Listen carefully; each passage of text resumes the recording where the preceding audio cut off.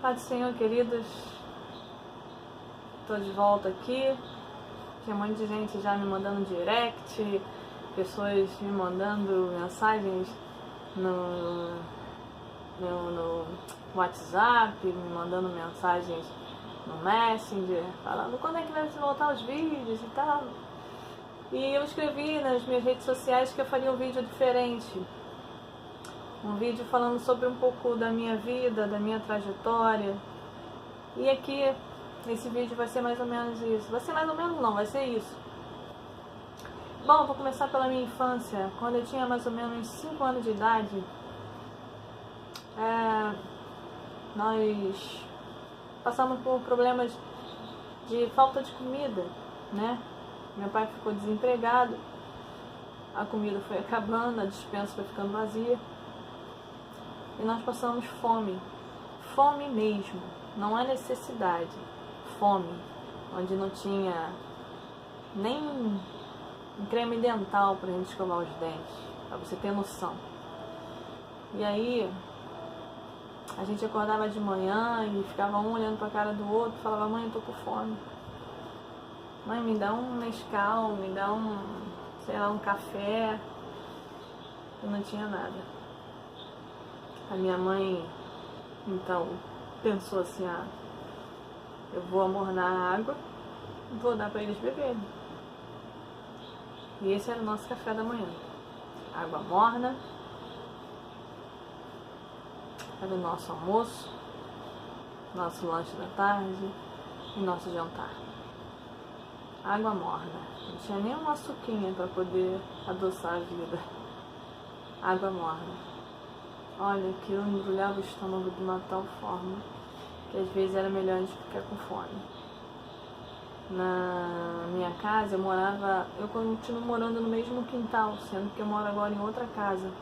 Mas nessa época eu morava na casa dos fundos, onde tinha uma amendoeira enorme. Mas a amendoeira estava verde, as amêndoas estavam verdes, nem isso dava para comer. E aí, a gente foi passando por dificuldade. Foi muito difícil a nossa infância. Mas nem por isso a gente deixou de brincar, a gente deixou de ser feliz da nossa forma, da nossa maneira. Bom, aí a minha mãe começou a lavar e passar para fora. Mas para casa de parente mesmo, não foi nem para gente desconhecido não. Foi para casa de parente. A gente pensou, poxa, vai melhorar, né? Vai entrar um dinheirinho, a gente vai comer.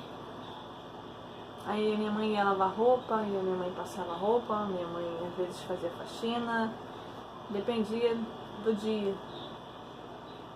Mas na casa desses parentes, a gente foi maltratado, sabe? Não era porque eles eram nossos parentes que eles tratavam a gente bem, não. Tratavam a gente como filho da empregada. Sabia que a gente passava por necessidade e a gente comia o que sobrava. E a gente não sentava à mesa com eles. A gente comia lá fora, na área de serviço. A gente passava bullying, falava um monte de besteira da gente. Se sumisse um botão da casa, a culpa era da gente. Nós nunca mexemos em nada na casa de ninguém. Porque se tem alguma coisa que minha mãe passou pra gente, chama-se valores. Nunca mexa no que não é teu. Essa é uma frase que eu guardo comigo. Até hoje eu passei pra minha filha a mesma frase.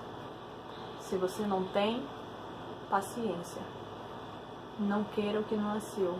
Não mexa no que não é seu. Então a gente passou muita dificuldade. O tempo foi passando, meu pai conseguiu um emprego, as coisas melhoraram. E o meu pai, ele tinha uma coisa que a gente não pode reclamar dele, que era quando ele começava a trabalhar, ele comprava coisas, ele não comprava simplesmente um quilo de carne, meia dúzia de laranja, não. Ele comprava caixa fechada de frutas, comprava peça inteira de carne. E aí a casa começava a ficar cheia. Quando não tinha nada, época de sequidão, ninguém ia visitar a gente. Mas época de fartura, a casa vivia cheia. Interessante, né? Enfim. Passando esse tempo, eu com mais ou menos uns 8 ou 9 anos, eu não me lembro bem a idade, sei que eu era muito criança ainda. Teve um parente da minha mãe que teve um filho e minha mãe se ofereceu para ajudar, porque o marido dela trabalhava até tarde durante a semana e só ficava em casa no final de semana, então ela estava com dificuldade na recuperação e ela já tinha uma outra criança mais nova, enfim, e a gente ia para lá. Um belo dia eu acordei no meio da noite com esse parente que eu não chamo nem de tio, que pra mim é um monstro, mas esse parente, eu achei que ele tivesse tocado em mim, mas eu acordei assustada e ele falou: calma, calma, filha, eu tô só cobrindo você porque tá frio, o tio passou aqui, viu que você tava descoberta e eu tô só cobrindo você. E eu fiquei com aquilo na mente, assim, pensando: caramba, será que eu sonhei? Será que eu pensei errado? Fiquei com aquilo na cabeça, mas passou. A minha mãe dormia no quarto, na cama, para ajudar, né, na hora de pegar a criança, enfim.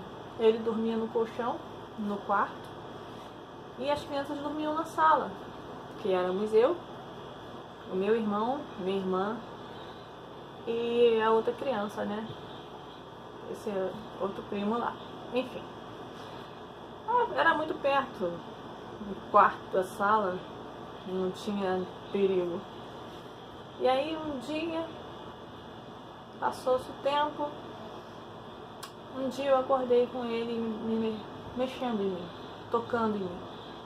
As minhas partes íntimas, tocava nos meus seios, e eu acordei assustada com aquilo, e eu falei: eu quero a minha mãe. E ele foi e falou assim: fica quieta, não fala nada. Com aquele tom ameaçador, sabe? Eu era uma criança e eu fiquei com medo. E ele foi e saiu. E eu fiquei apavorada com ele. Então eu cresci nesse ambiente de tristeza quando era criança, coisa que me marcou muito a minha infância. Não foi nem a fome, não foi nem você beber água morna. O que marcou muito a minha infância foi ver a minha mãe chorando pelos cantos porque não tinha o que dar de comer para os filhos. Isso marcou. Sabe, tem coisa que marca a vida de criança. A gente acha que não, é criança, ele não vai lembrar. Mas se aquilo fez mal a ela, ou alguma coisa que foi muito importante para ela, ela vai lembrar. Tenho a certeza disso. Isso me marcou demais. E aí, quando eu estava um pouquinho mais velha, aconteceu isso. Eu fui bulinada por um parente. Alguém que era acima de qualquer suspeita. E eu não tive coragem de falar para minha mãe, para meu pai. Eu tô falando isso, gente, hoje eu tô com 45 anos. Eu tô falando isso por mais de 30 anos atrás. Onde quase ninguém falava sobre pedofilia. Não se conversava esse tipo de coisa em casa. Então, isso foi ruim demais pra mim. Eu cresci uma pessoa revoltada, uma pessoa que brincava com todo mundo, sempre fiz todo mundo rir, mas era como se fosse uma casca, sabe? Pra esconder um real sentimento que passava dentro de mim. Eu cresci uma adolescente nerd, eu era a pessoa mais nerd da minha sala. Eu sempre tinha os meus trabalhos sempre no mural. Quando eu passei para a 5ª série, que hoje é 6º ano, sei lá, nem sei mais como é que é isso, mas quem é um pouquinho mais velho vai saber, até a 5ª série eu era nerd, só estudava. Eu passava meus dias estudando, eu passava o dia inteiro desenhando. A coisa que eu mais amava na vida era desenhar. Era escrever poemas, era escrever pensamentos. Eu escrevi livros, eu escrevi filmes. Enfim, eu sempre tive muita facilidade para escrever. Então eu me escondia atrás dessas coisas. Mas eu cresci uma adolescente desapegada, sabe? Não ligava pra ninguém, não gostava de ninguém, não me apaixonei por ninguém. Pra mim, tanto faz como tanto fez. E eu tive muito pensamento suicida. Eu fui atormentada a minha adolescência inteira por pensamentos suicidas. Eu achava que a minha vida era uma porcaria. Eu escutava vozes dizendo: ninguém vai querer você, os homens só querem você para se aproveitar, lembra do seu tio? Coisas mesmo do demônio, sabe? Sua vida não vale nada, se mata. Para de ser boba, vai ficar vivendo pra quê? Coisas assim me atormentavam. Eu vivia uma adolescência atormentada e ninguém sabia. Eu não falava pra ninguém. Eu vivia minha vida tranquila, escrevendo, desenhando. Tive poucas amizades, eu não ia pra casa das minhas amigas, nem eu convidava ninguém pra vir pra minha casa. Sempre fui desapegada, não queria saber de nada, de ninguém. Só vivia trancada dentro. Trancada não, porque não tinha nem porta no quarto. Mas eu vivia enfurnada dentro de casa, escrevendo, desenhando. Eu escrevi várias cartas me despedindo da minha família, pensando: vou morrer. E eu ficava maquinando como seria isso. Eu escrevia várias cartas, mas ao mesmo tempo que eu escrevia, eu caía no choro, falava: caramba, como que eu vou fazer isso? Vou fazer minha mãe sofrer, vou fazer meus irmãos sofrerem, minha família vai. Ao mesmo tempo que eu pensava em me matar, eu desistia. E assim, a minha adolescência inteira desse jeito.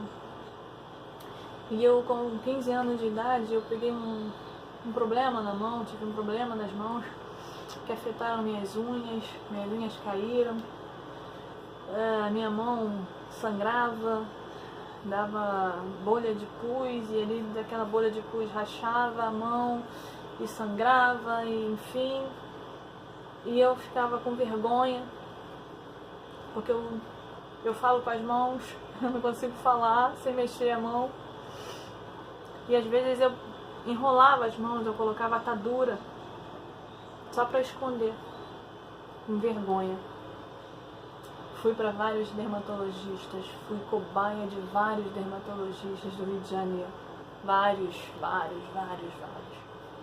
O único que resolveu mais ou menos o meu problema foi um médico que me atendeu, acho que na Barra, se não me engano. Ele me dava uma vacina, mas a vacina era à base de corticoide, e aí 2 dias depois minha mão secava, mas em compensação eu fui engordando e inchei. E aquilo me fazia mal, e eu parei de tomar essa vacina. Não pude mais tomar essa vacina. Aí fui procurar outros médicos. Aí uma tia falou assim: olha, tem um excelente lá, acho que em Copacabana, se eu não me lembro, se eu não me engano. Acho que em Copacabana, não sei, Botafogo, alguma coisa assim. E aonde, gente? Fui pra lá. O cara me passou vários testes. Isso pode ser problema de poeira, um produto químico e não sei o que, e tudo que eu fazia dava normal.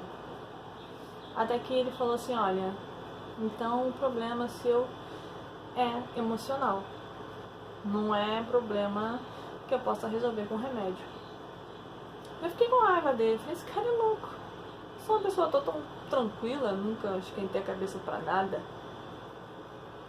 Daí eu comecei a perceber que quando eu ficava estressada demais, a minha mão coçava. Isso depois de muito tempo. Quando eu ficava nervosa demais, aí o problema se agravava. Então foi o único, aquele que eu fiquei com raiva, achando que ele estava me chamando de doida, sei lá, foi o único que acertou no diagnóstico. Então esse problema eu tenho até hoje, eu carrego até hoje. Problema nas minhas mãos, tanto é que eu não posso ter mais unhas grandes. Enfim, como eu fui atleta durante um tempo, eu fiz taekwondo durante um tempo, não podia ter unha grande, então pra mim ficou ótimo. Mas, passada essa época, meu pai teve um problema no pé, uma alergia parecida com o que estava na minha mão. Meu pai tomou um remédio, um tal de Decadron, não esqueço desse nome até hoje. Aí a gente pensou assim, poxa, se deu certo pro meu pai, vai dar certo pra mim, né? Eu vou tomar. Tomei o remédio. Jesus eterno. Quando eu tomei o remédio, queridos, eu comecei a inchar, uns 2 dias depois eu tava um monstro. A boca chegava a rachar de tão inchado, o rosto, o olho ficou um monstro, uma coisa assim irreconhecível. Eu fiquei desesperada, falei, meu Deus, eu vou morrer. Corri pro hospital, tiveram que fazer tipo uma lavagem pra tirar ainda, sei lá, eu não entendo muito desse negócio. E eu fiquei, o médico falou, você é louca, você quer morrer? Eu falei, não, você não podia ter tomado esse remédio. Não, mas sei lá, né? Não sabia. Então fica aqui um alerta, gente. Não se automedique. Isso não faz bem. Eu tive um livramento muito grande. Eu poderia ter morrido. E o médico disse pra mim que o remédio ainda estava fazendo efeito dentro do meu organismo. Por isso que ele teve que limpar, tipo, fazer uma lavagem. Senão eu poderia ter morrido. Então não se automedique. Por favor, pelo amor de Deus. Outro alerta que eu venho deixar aqui é: se você está vendo um comportamento diferente do seu filho, se seu filho era uma criança alegre, de repente ficou introvertida, ficou triste, ficou rebelde, ficou estranho, presta mais atenção. Porque toda vez que a minha mãe falava que ia para casa dessa pessoa, essa semana a gente vai para lá para ajudar tu. Olha, eu inventava várias histórias. Eu inventava que eu estava doente, eu inventava que eu estava com dor na perna, eu inventava que cada dia era uma dor diferente. Era tipo um sinal que eu estava dando para ela. Mas ela não entendia, porque eu não tinha coragem também de falar. Enfim, preste mais atenção nos filhos de vocês. Preste mais atenção. Comece a observar. Se a criança é uma criança alegre e de repente começou a ficar rebelde, jogar tudo no chão, ficar pirracento, preste atenção que tem alguma coisa de errado acontecendo com ela. Por favor, toma conta do filho de vocês. Porque tem muita gente boazinha se fazendo santo, mas só quer se aproveitar do seu filho. Eu tô falando por experiência própria. Porque essa pessoa, que eu nem gosto de chamar de parente, de tio, ele era assim. Era o bonzinho, o legalzinho, mas ele só queria fazer coisa ruim pra mim. Graças a Deus não chegou às vias de fato, porque um belo dia, quando eu já não dormia mais, né? À noite eu não dormia. Quando a porta se abria no quarto, eu já dava um jeito de me mexer, sacudir, tipo que acordando meu irmão sem querer. Meu irmão acordava no meio da noite sem entender nada e ele via que tinha alguém ali acordado, então ele viu que eu já tinha criado uma estratégia contra ele. E aí, com o tempo, ele parou as investidas dele. Enfim, então, como eu estava falando lá na frente, eu entrei em depressão porque eu era uma adolescente, sempre fui muito tranquila, mas eu estava toda inchada, eu estava igual um monstro. E meu pai nessa época tinha ido trabalhar, não lembro se foi em Ubatuba ou Caraguá, em São Paulo, e me levou Falou, vamos comigo para você poder ficar mais tranquilo, esparecer a mente, você vai me ajudar lá, não sei o que, não sei o que. Fui. Ficamos trabalhando lá alguns meses e tal, tomando conta de um dos hotéis de um tio meu, por parte de pai. Ficamos lá. Com o tempo foi bom pra mim. Eu escrevia, e continuava escrevendo, eu escrevi tipo um livreto. Era romântico, tinha algumas cenas eróticas. E aí um belo dia eu esqueci esse meu livreto, né, que eu escrevia num caderno, em cima do sofá, na recepção, e eu tinha ido ajudar meu pai. Ele tinha me chamado na cozinha para ver alguma coisa, eu fui. Quando eu voltei, eu vi uma pessoa lendo. Nossa, eu fiquei com tanta vergonha, porque tinha algumas cenas ali que era meio picante, né? E aí a pessoa, quando viu, falou assim, isso aqui é seu? Eu falei, é. Nossa, por que você não publica? Eu falei, não, eu te ajudo. Eu vou te ajudar a publicar e tal, como se fosse uma sócia minha, alguma coisa assim. Eu falei, não precisa não, moça. Ah, então você me dá de presente? Me vende, aliás, me vende? Eu falei, não, senhora, pode ficar. Ela levou e ela publicou num dos maiores jornais aí de São Paulo. Ela tinha uma coluna, ela escrevia uma coluna no jornal, na Folha de São Paulo, e ela escrevia cada dia uma parte do conto que eu havia escrito. Isso pra mim foi muito legal, porque eu fiquei pensando, cara, a vida é muito mais do que ficar sofrendo. A vida é muito maior do que eu ficar pensando em me matar. A vida vale a pena, sim, tem sentido, sim. E o tempo foi passando, eu fui melhorando, fui criando juízo. E um dia conheci o pai da minha filha, hoje a gente não tá mais junto. E tive a minha filha, que pra mim é algo que eu tenho de mais precioso na minha vida. E na minha gravidez, foi uma gravidez de alto risco. E na minha gravidez eu conheci Jesus, não só de ouvir falar, mas eu conheci Jesus de senti-lo, me converti.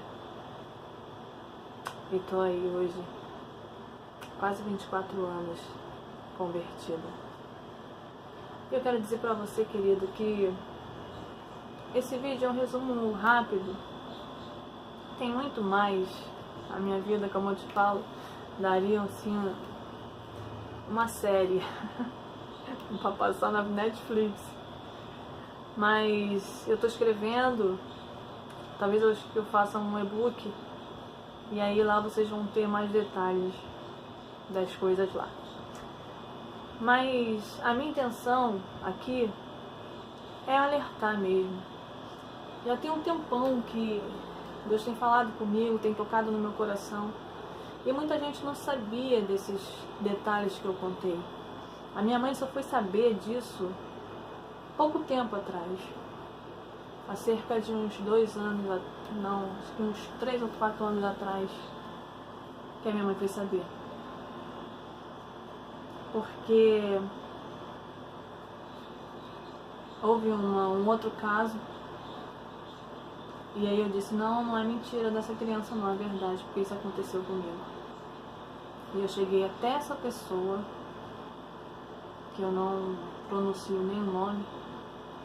Cheguei, sentei do lado desse monstro, dentro de uma van, e disse, se você continuar com isso, eu vou ser a primeira a denunciar você.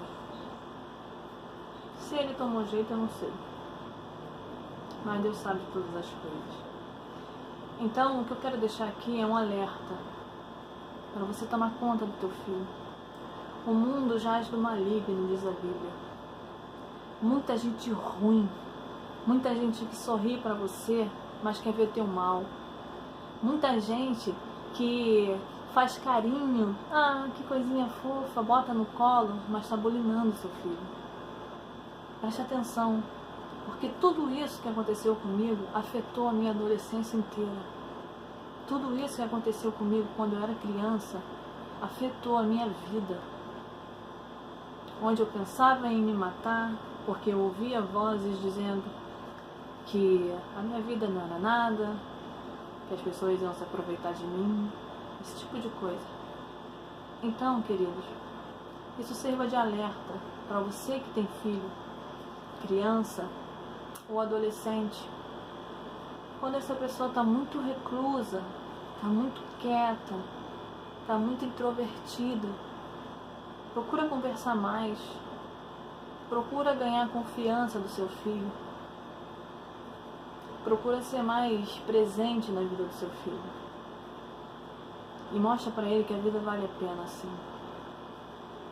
A vida é muito boa para a gente ficar intocada num canto, sofrendo por atitudes, por coisas que a gente não teve nem culpa.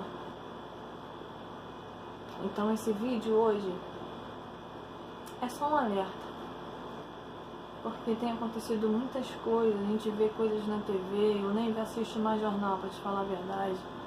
Não assisto Jornal Nacional, não assisto o Jornal da Record, não assisto mais nada, porque é muita maldade. Então, amigo, você que tem filho, criança, jovem, adolescente, se aproxima mais deles. Eu sei que nosso dia é corrido, é trabalho, é um monte de coisa para fazer. Às vezes você trabalha fora, você trabalha em casa, você faz faculdade, você faz curso, enfim. Mas preste atenção no teu filho, porque se você não tomar conta dele, vai vir alguém que vai fazer mal a ele. Então que esse vídeo sirva de alerta, que você conheça um pouco mais a minha vida. Mas hoje eu tenho Jesus, sou feliz, tenho uma família linda, tenho um marido que me ajuda, tenho uma filha abençoada que é um presente de Deus, tenho uma mãe maravilhosa, meus irmãos, meu pai, embora não esteja mais morando com a gente, ainda é meu pai. E eu amo todos vocês, viu? Gente, então é isso. Que o Senhor possa abençoar a vida de vocês e dar discernimento para que vocês possam entender os sinais que os seus filhos estão te passando, ainda que eles não falem nada, mas algum sinal ele está te dando. Preste um pouquinho mais de atenção, para um pouquinho o tempo e salva a vida do teu filho, tá bom? Que Deus possa abençoar você e a tua família, possa guardar teus filhos, a tua casa de todo mal, em nome de Jesus. Gente, fica na paz e até mais.